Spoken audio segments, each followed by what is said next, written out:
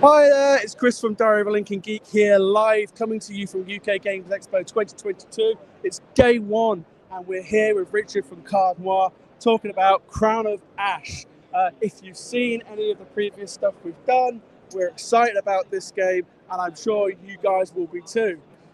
So, hello, it's nice to see you. It's nice to finally meet you. I know. I can't believe we haven't met before, actually. I was Before yesterday, but I was like, I swear we've met before. Feels like we have. No, We've we had Chris Lowry at Aircon pull that nice practical joke, which was nice and fun. Yeah. We like banter. We've not been able to catch up with him, but hopefully I will soon. He's circling around, I believe. Yeah, I'm sure he'll pop up. But yeah, so we're here to talk to you about Crown of Ash. Yeah. So, of course, I know about it, but these guys don't. Yeah. So do you want to give the guys out there a very brief rundown of what Crown of Ash is? So this is Crown of Ash. So it's a worker placement area control game. Basically, players play necromancers, and we're sending out our minions to gain resources from the board, and those resource spaces can be owned by other players. If they're owned by other players, they get a little bonus for using them. But they also award victory points at the end of the round. And the point of getting the resources is it allows you to build sort of an army of undead. So lots of these kind of gruesome-looking fighters here. They'll have a attack value up here, and whatever it takes to recruit them to your hand. So we'll be fighting over the board to basically attack and take control of the areas of the board from other players. But it's a Euro game at heart, so it's resource management and it's worker placement. That's key to it. But we've added in sort of the high player interaction of American games, which is I love. But then also sort of pulled back the parts of American games I think Eurogamers don't always like, which is there's very little randomness in this. There's only one dice in the whole game, which is just a much needed little bit of randomness. But also, it's very low take that. So we'll have these attack cards, which every player has the same amount of attack cards. These are used to boost your attack score. But win or lose, you'll always get something in this game. So if you get attacked and you use this card here, if you win, you'll get 2 gold, which is a wild resource, and you can use to build up your resource spaces, gain lots of victory points. The higher the stat goes, the more victory points you gain from them. But if you lose, you'll get sort of consolation. You get a resource for this one. But the stronger the card, the better the consolation, and the weaker the resource. So what you want to do is you want to use basically the smallest attack card you can. You want to win by the fewest points possible to get the best reward. Or in fact, if you know you're going to lose, you can plan for it, and you can use something that's going to give you the reward you need to come back fighting. Yeah, learned that the hard way. Yeah. So I was very fortunate to play some of the early access tabletop simulator on there. Of course, we all know that tabletop simulators play differently to a game in real life. While the game's to 60 to 120 minutes, if I remember correctly. 60 to 90 minutes. Yeah. Actually, no, 120 minutes. About 30 minutes a player. Yeah. Depending if you know it or not. I think Exactly. once you know it, about 90 minutes. So once you know what you're doing, it does play a lot smoother and a lot quicker. 1 to 4 players. It's a nice number of players in order to play. I felt it was very strategic, and that was playing the tabletop simulator version. I think the tabletop simulator version, I think it works, but because it's got that kind of bluffing element where you'll be hiding your combat cards and hiding your fighters and then revealing them. I love when you have that player interaction where you're kind of that bluffing element that you just can't quite get out of tabletop simulator. But so it doesn't beat the in-person version of it, but yeah, it works really well. But hopefully it looks a lot nicer since you played it. Well, We've got the new exactly. I was just about to point out one of the things that I absolutely love about this is, of course, the graphic design. Everyone knows at Diary of a Lincoln Geek that Mr. Chris is a stickler for something that looks very pretty, and this does. The art is very unique. It's very grabbing. It's very colourful. And what I really love is, of course, you can see that Gregor's pointing out right now with the other camera is you've got a full colour board and you've got this lovely alt board. Yeah, over here as a variation. Is it on the other side of the board? So it's double-sided. So you can choose which board you want to play with. I love the bluffing element, and I can imagine that will work really a lot better with the physical version. Yeah. So we're very lucky that Richard is going to be giving us a preview copy at the end of Expo to do the first review. Yeah, we're excited to have you here. Yes, exactly. We're really excited too. I'm like, so playing this. I may not be the one that writes the finished review, but a good chunk of it will be contributed by me. Amazing. So really excited to play it, and I like to see the physical parts. The quality of your prototype is excellent. Yeah. Where have you used to get your prototype? This is Rob Butler. Did the majority of the printing. He's known Dice Sports. A lot of the UK designers go through him. Yeah. And a few of the components will change. I mean, we'll have wooden meeples hopefully in the final version. He's a 3D printer at the minute. And a few little bits we'll be tidying up. As the chips are laser cut, they kind of got a bit soot on them and stuff at the minute because they're so fresh. Yeah. But yeah, I'm really impressed with the quality of it so far. I mean, the final version should be even better. I mean, the minutes is slightly shiny stock, which hopefully the final version won't be. A few little bits, and they're always refining. I mean, I'm a graphic designer. Yeah.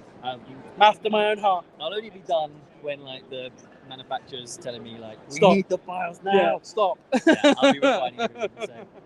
Well, it's nice that you're also using a UK publisher print.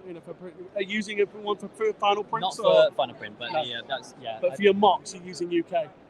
Yeah, using UK.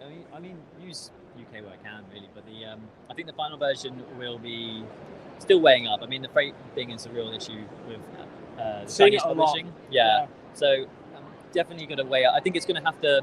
What I'm going to have to do is it'll come down to how well the campaign does, and if I get those, if it does really well, which I'm fingers crossed, I might see about doing a European manufacturing. Just because I mean it's sort of a good thing these things are coming home. Yes. Seeing a lot more of it. Yeah, it's nice. Well, hopefully, once the demand's there, the costs will come down. And, well, I'm sure if you're aware, but one of our friends at Paperboat Games, their snapshot game was done all in the UK and out. I've never seen a Kickstarter out and done by Christmas. It was incredible. Yeah, they're an outlier for sure. Yes. But I'm very excited about this. And I think the guys at Derelict Geek will like this too. Several of us are fans of worker placement games, and this has a new element with that strategic, element with the area control. I think that's it's I'm trying to bridge that gap between American and Euro. I think it's still a Euro.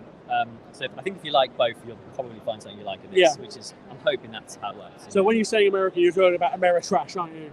I mean, if you want to, I just say American, but I think it's just Americans like high theme, which I think I've tried to do.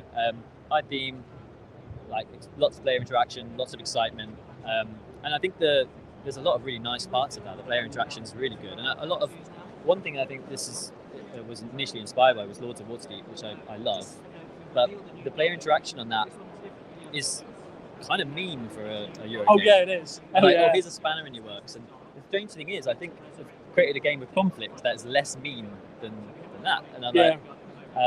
That was one of my. It is like a real slap to the face in Lords of Waterdeep. Card that you can't do anything. Here's a compulsory mission you've got to complete. And if you ever play with our house rule, we have a house rule where you can basically just lumber someone with one you really don't like. So You made it even more mean. Oh yeah. We like house ruling it, so it's all good fun. But no, it looks really great. I want to ask one last question for you. What was your inspiration with the graphic design? Because when I look at that, I almost see a little dark crystal-ish. I don't know it. Dark crystal? Or brown shroud? Lost me. No? Okay. You ever seen Labyrinth? Yeah. Okay, so dark crystal. Oh, really? Yeah. Very little bit, almost dark crystal-ish with the moon symbology. Yeah. I need to lend you my Brian Froud book, don't I? The thing that once I came up with the necromancy theme, and that worked into the mechanics, I went down a whole rabbit hole of the esoteric art and didn't realize how much I loved it. So you search, so I've got this Pinterest board with just hundreds of esoteric designs and all of that, the symbology of it, which I've tried to bring in. So there's all of the alchemy parts of it, which formed a part of this. I just love that stuff, and when it came to that, the brief, I'm like, this is what I love. I love the kind of the the astrology sort of maps part of it, which it drew me in. Yeah. How long have we been chatting about this now? I've lost track. Oh yeah. I feel like I've known you for like over a year. Feels like that. Does feel like that. In a nice way. In a nice way, I hope. I think it must be. Yeah. Yeah, it's been a while. It's been a while. But yeah, so that was a big thing, esoteric art and the kind of language of alchemy and stuff like that. And I kind of, when I'm pitching this world, I thought, okay, what if it's a world that doesn't really have magic but has almost like pseudoscience, like alchemy is real and works. Yeah. So, and yeah, I think I drew from that, and then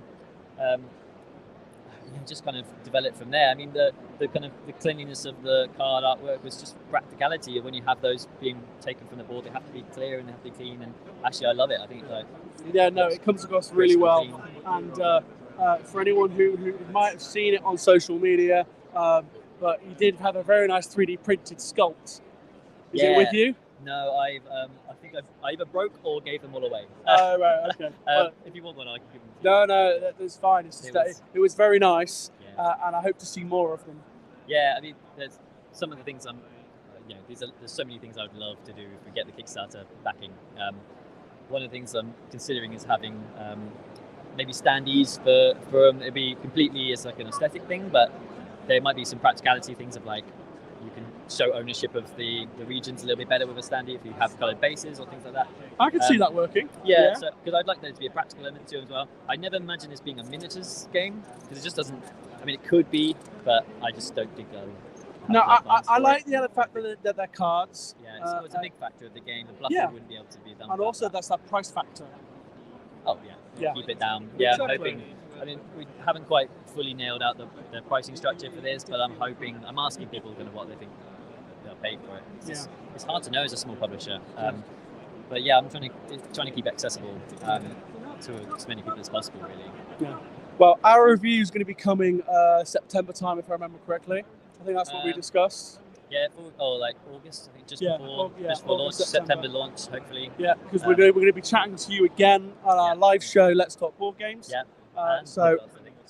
And the podcast, I think. Yes, and I'm going to be doing a podcast as well. So if you haven't caught this and you're watching this on back, you can also check out the Crown of Ash website, which is going across the ticker on screen at the moment. Watch out for the Kickstarter launch because I can see this doing really well. Get on it early, guys. Fingers crossed. So, look, it's been lovely chatting to you. It's so nice to meet you at last. Look, take care, stay safe, keep gaming, and we'll see you all, guys, very soon. Cheers.